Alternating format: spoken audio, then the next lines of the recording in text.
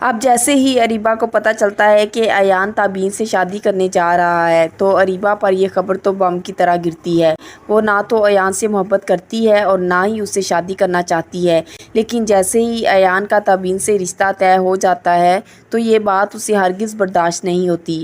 اریبہ تو اب تک یہی سمجھ رہی تھی کہ ایان تو اس سے محبت کرتا ہے اور شادی بھی اسی سے ہی کرے گا، لیکن جیسے ہی ایان اور تابین کی رشتے کی بات پکی ہوتی ہے تو اریبہ تو دل برداشتہ ہو جاتی ہے۔ اریبہ تو اب خوب ڈرامہ کرنے کی کوشش کرتی ہے اور تابین کے پاس آ کر اسے خوب باتیں سناتی ہے۔ اب اشفاق صاحب کو اریبہ کی یہ حرکت اچھی نہیں لگتی اور وہ اریبہ کے منہ پر ایک زوردار تھپڑ رسید کرتے ہیں۔ اریبہ تو اب خوب ڈرامہ کرتی ہے اور روتے ہوئے کہتی ہے کہ حسیب نے مجھے طلاق دے دی اور میرے والد بھی اب مجھے اچھا نہیں سمجھتے، مجھے تو اب مر جانا چاہیے، مجھے زندہ رہنے کا کوئی حق نہیں۔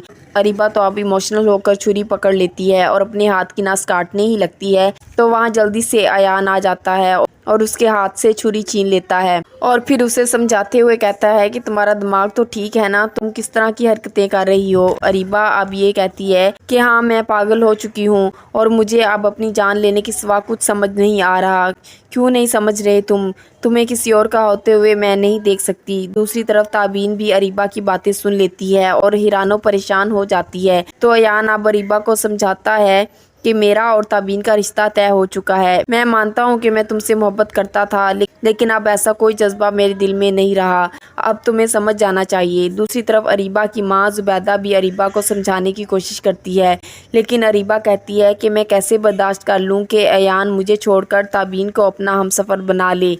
ایان جو کہ مجھ سے محبت کرتا تھا اور میرے آگے پیچھے پھرتا تھا، وہ تابین سے کیسے شادی کر سکتا ہے؟ اگر ایان نے تابین سے شادی کر لی تو میں تو جیتے جی ہی مر جاؤں گی اور یہی سمجھوں گی کہ میں ہار گئی اور یہ مجھے کسی صورت قبول نہیں۔ اریبہ کے والد اشفاق باہر کھڑے یہ سب باتیں سن لیتے ہیں اور حیران ہوتے ہیں کہ اریبہ ایسی باتیں کیسے کر سکتی ہے اور وہ تابین سے کس قدر نفرت کرتی ہے۔ دوسری طرف تابین بھی کافی زیادہ پریشان ہو جاتی ہے اور جب وہ ایان کے ساتھ گاڑی میں جا رہی ہوتی ہے تو وہ ایان سے کہتی ہے کہ اریبہ تو تم سے بے پناہ محبت کرتی ہے تو ایان کہتا ہے کیسی محبت؟ اگر اسے محبت ہوتی تو وہ حسیب سے شادی کے لیے رضامند نہ ہوتی۔ تابین کہتی ہے کہ کیا تم بھی اریبہ سے محبت کرتے ہو؟